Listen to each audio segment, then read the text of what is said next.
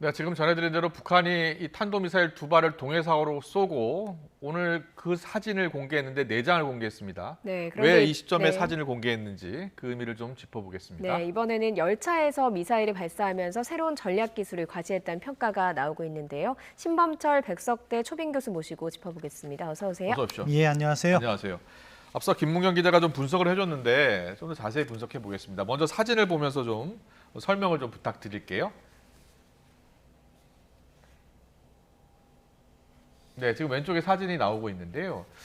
저게 열차 위에서 쏜 거죠? 예, 그렇습니다. 북한이 지금까지는 뭐 이동식 발사대에서 단거리 미사일 KN-23이라고 해서 러시아의 이스칸데르형이라고 하는데요. 네. 이것은 막판에 회피기동, 풀업 기능이라고 해서 약간 떠오르는 기동을 함으로써 미사일 요격이 미사일 방어가 상당히 어려운 신형 미사일입니다. 그렇기 때문에 위력이 있는데 예. 이것을 과거에는 이동식 발사대, 차량에서 발사를 했는데 네. 이번에 최초로 철도, 기차 위에서 이렇게 발사를 한 거죠. 네, 지금 산악지대에 있는 기차 위, 철도 위에서 발사하는 모습을 보여드리고 있습니다만 조선중앙통신도 철도 기동 미사일 연대의 훈련이었다 이렇게 이야기를 했거든요. 좀 생소한 조직이기도 합니다. 예, 그러니까 앞서 김문경 기자께서 잘 설명을 했는데요. 네. 북한이 탄도미사일을 발사할 때 주로 이동식 발사대에서 발사를 해왔어요. 네. 예. 그런데 이동식 발사대에서 발사한 위치를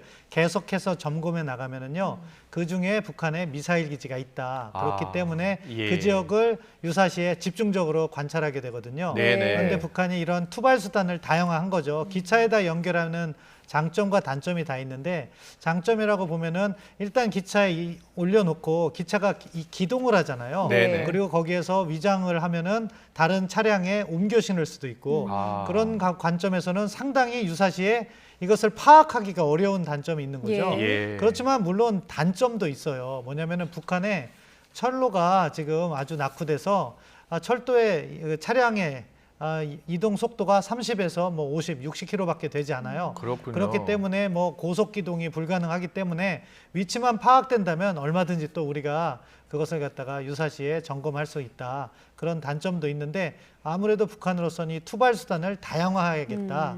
그런 관점에서 이렇게 기차에서 발사한 것 같습니다. 예. 그렇군요. 그런데 이 철도 발사가 구소련에서 썼던 방식이라면서요? 예, 그렇습니다. 예. 그러니까 뭐 대륙간 탄도미사일을 처음에 개발해서 그것을 갖다가 발사하는 방식이 최초로 개발된 거는 사일로라고 그래서요. 그냥 땅에 묻어 놓는 거예요. 그렇게 쏘는데 그게 이제 노출이 되면 유사시에 공격을 받잖아요. 네. 예. 그렇기 때문에 생존성을 보장받기 위해서 철로로 해서 기차에서 발사하는 게 한때 시도됐던 거죠. 그러다가 이제 가장 최신에 이제 개발된 것이 이동식 발사대인데 아무튼 그런 전례가 있는데 북한이 그런 걸 참고해서 이러한 투발 수단의 다양화 이런 것을 시도해야겠다. 그런 차원에서 이번에 철도에서 쏜 것 같습니다. 또 사진에 보면요. 터널 밖에서 쐈잖아요. 그럼 평상시에는 터널 안에 이제 숨어 있는 거죠? 그렇죠. 그게 예. 또 장점이 될 수 있겠죠. 네. 예. 사실 저렇게 그 철도 위에서 쏠 수 있다라고 하는 게 뭐 기술이 좀 진보했다고 볼 수 있는 부분이 있는 겁니까? 아니면 뭐 그냥 기술이 다양화했다는 거예요? 완전히 진보됐다 하기에는 좀 과거 방식이기 때문에 네. 그것을 기술의 진보라고 보기는 어렵고 말씀해 주신 것처럼 기술의 다양화 이런 네. 측면에서는 저희가 그런 부분을 항상 염두에 두고 추적을 해야 된다 네. 그렇게 생각해요. 네. 알겠습니다. 자, 그렇다면 북한이 어제 이례적으로 이제 사진을 공개한 겁니다. 4개의 사진을 네 장의 사진을 공개했는데 왜 어제 저 사진을 공개했다고 보세요?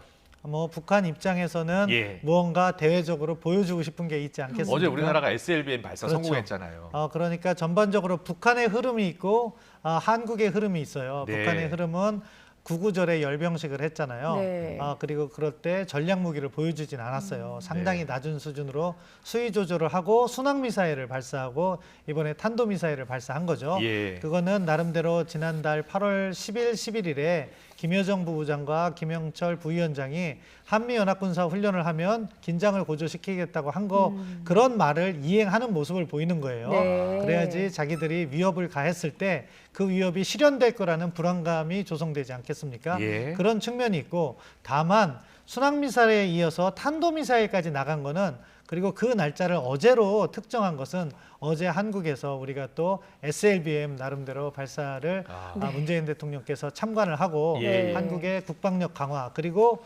김여정 담화에서 콕 집었는데 북한의 미사일 발사를 도발로 이야기할 수 있느냐 그런 것에 대한 불만 표시가 담겨 있다고 봅니다. 예, 예. 김여정 담화 얘기를 하셨으니까 이 부분 조금 질문을 해보자면 비난 담화문이었습니다. 수위 내용 면에서 어떻게 좀 보셨습니까? 수위가 좀 조절됐다고 봅니다. 네. 과거 북한이 불만을 표시할 때 조금 저희가 방송 용어로 부적절한 표현을 예. 사용하기도 했잖아요. 그런데 이번에는 차별화가 있어요. 과거의 담화와. 과거에는 남조선 당국자로 대통령을 이렇게 제3인칭으로 네. 칭하면서 예. 상당히 모욕적인 표현을 담았는데 이번에는 문재인 대통령이라고 완전히 특정을 했어요. 네. 지금 화면에도 빨간 표시로 잘 했는데 그 대신에 가장 뭐 이렇게 자극적인 표현이 저 밑에 있는 우몽하기 짝이 없다. 뭐 어리석다는 표현으로 보이는데 이렇게 수위를 갖다가 노골적인 비난을 하지 않았다. 예. 그런데 이것이 저는 한국 정부, 특히 문재인 정부에 대한 경고의 메시지는 담겨 있다고 봐요. 네. 예. 왜냐하면은 구체적으로 특정했고 저 가장 마지막에 있는 거. 남북 관계가 잘못하면 완전 파괴 단계로 치달을 수 있다는 것을 이렇게 경고했는데 사실 지금 문재인 정부 입장에서는 평화 프로세스를 가동 중이잖아요. 네. 예. 그런데 이제 임기가 얼마 남지 않았는데 그것을 어떻게 꽃이라도 피워보려면 정상회담이나 고위급 회담을 해야 된다는 부담감을 안고 있는 게 사실입니다. 예. 그런 차원에서 남북 관계를 파탄낼 수 있다는 것은 일종의 상당한 압박으로 다가왔을 겁니다. 아, 그렇군요. 사실은 최근에 이제 남북 관계가 좀 풀릴 기미를 보이고 있는 상황 아니겠습니까? 그래서 혹시 남북 간의 어떤 관계 이벤트, 심지어 남북 정상회담, 화상 정상회담 이런 가능성까지 제기가 됐잖아요. 어떻게 전망을 하세요? 지금 북한의 행보를 보면 당장 뭐 화상 정상회담을 갖기에는 쉽지 않을 것으로 보이고요. 예, 예. 나름대로 우리 정부도 당장이 아니라 적어도 내년 2월에 북경 동계올림픽에서 정상회담을 할 수 있다는 기대 가능성을 열어두고 접근을 하는 것 같아요. 네. 그런데 이제 북한의 행보를 보면 당장 남북 관계를 먼저 풀면서 주변 관계를 개선하려는 것보다는요. 예, 예. 북중 관계를 저희가 보면은 남북 관계나 북미 관계를 볼 수 있다. 예. 왜냐하면은 북한으로서는 결국 북중 국경 봉쇄를 풀은 다음에 네. 그 다음에 대외 교역도 활발하게 하고 그러면서 미국과 대화를 갖고 한국과 대화를 가질 가능성이 있다. 네. 그렇기 때문에 지금은 당장 도발을 한다 하더라도요. 예.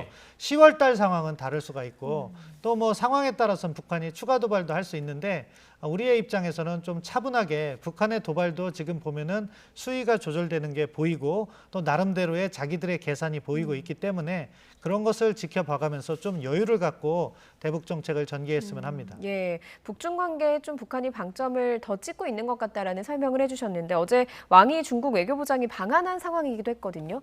중국을 향한 어느 정도의 메시지를 보냈다. 어제 탄도미사일을 발사한 게요. 그렇게 또 볼 수 있겠습니까? 뭐 저는 중국을 겨냥했다고까지는 보지 않아요. 왜냐하면 지금 북중 관계 올해 들어서 계속해서 강화되고 있고 친서도 서로 시진핑 주석과 김정은 위원장 간에 계속해서 교환되고 있거든요. 예. 그렇기 때문에 왕이 부장의 방안을 겨냥했다기보다는 자기들이 특정한 외교적으로 관심을 모을 수 있는 시점, 그러니까 왕이 부장 방안뿐만 아니라 한미일 북핵 수석대표 회담도 있고 그렇기 때문에 비록 우리가 과거의 기준으로 봤을 땐 저강도 도발이지만 그 저강도 도발을 함에도 불구하고 세계 언론의 주목은 많이 받을 수 있는 그 시점을 골랐다고 봐요. 그리고 알겠습니다. 다른 한편으로는 예. 그만큼 북중 간에는 어느 정도 신뢰가 구축되었기 때문에 왕이 부장의 방한 기간에 미사일을 발사한다 하더라도 북중 관계를 크게 해치지는 않는다는 네. 자신감이 자리 잡았을 수 있습니다. 알겠습니다. 김정은 위원장이 최근 미사일 발사 때 모습을 드러내지 않고 있어요.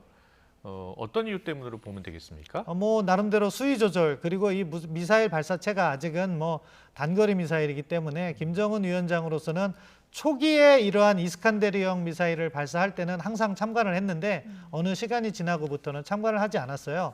따라서 나름대로 김정은 위원장이 참관하는 미사일 발사의 수준이 있을 거다. 네. 그것을 보면 이제 다시 뭐 다탄두라고 볼 수 있는 ICBM이나 예. SLBM 발사 때 그때 참관을 하지 않을까 싶습니다. 네, 당장 10월에 노동당 창건일 때 이 ICBM이나 SLBM을 공개할 가능성도 있을까요?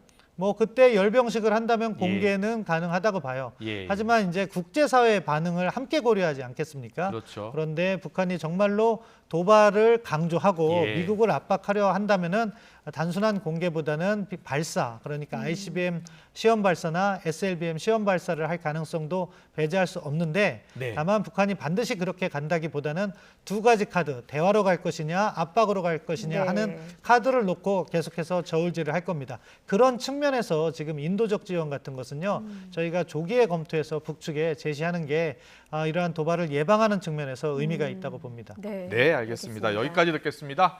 신범철 백석대 초빙 교수와 함께 짚어봤습니다. 잘 들었습니다. 고맙습니다.